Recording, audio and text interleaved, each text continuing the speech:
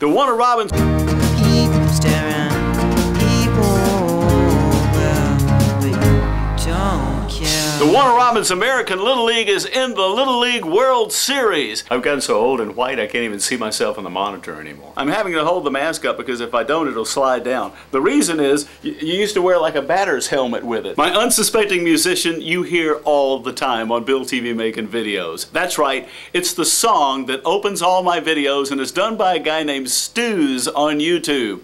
Please welcome my unsuspecting musician, Stuart Rogers. We could cover ourselves in a rainforest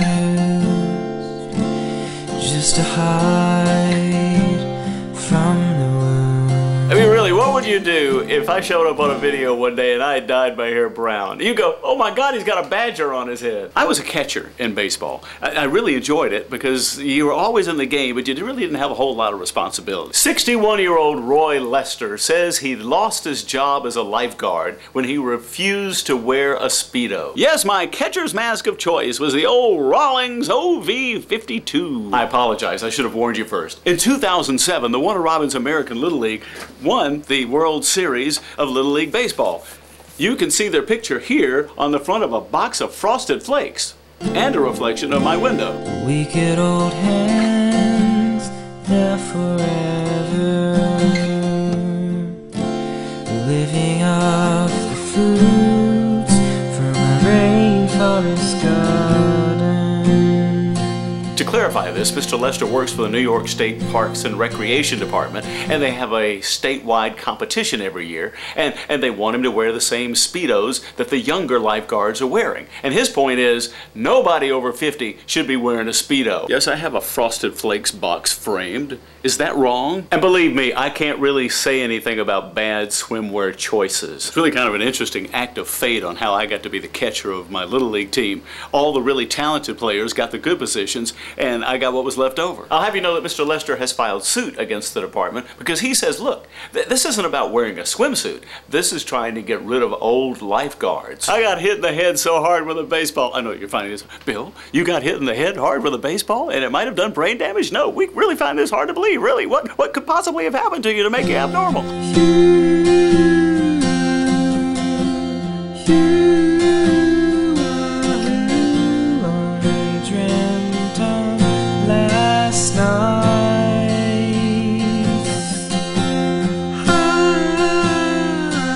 I have that same sort of theory myself.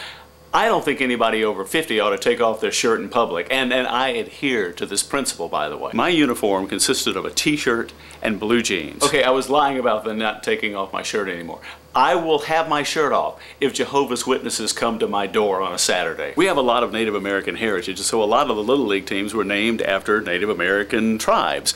My team was the Creeks. How bad do you have to be that you weren't even named after a tribe, you were named after a body of water? So to catch you up on the story, Mr. Lester sued the State Department of Parks and Recreation of New York, and it was thrown out of court. But now it's on appeal. Times were different then. Our uniform consisted of a t-shirt and blue jeans, as we used to call them, dungarees. They're like made out of wrought iron. You'd buy like a pair of jeans every 2 years. That's how sturdy they were. The knees in these things were so hard, you could strap your kid behind a car and drag him down the road and he'd be fine.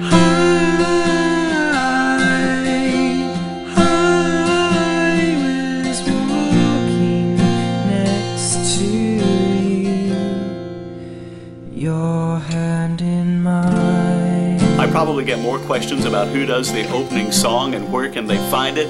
Now you know. The link in the doobly-doo, and thanks to my unsuspecting musician, my friend, Stuart Rogers. Let me try to put this in perspective. I don't care if a man's in a Darth Vader costume. If I'm drowning and they're coming out to get me, come on!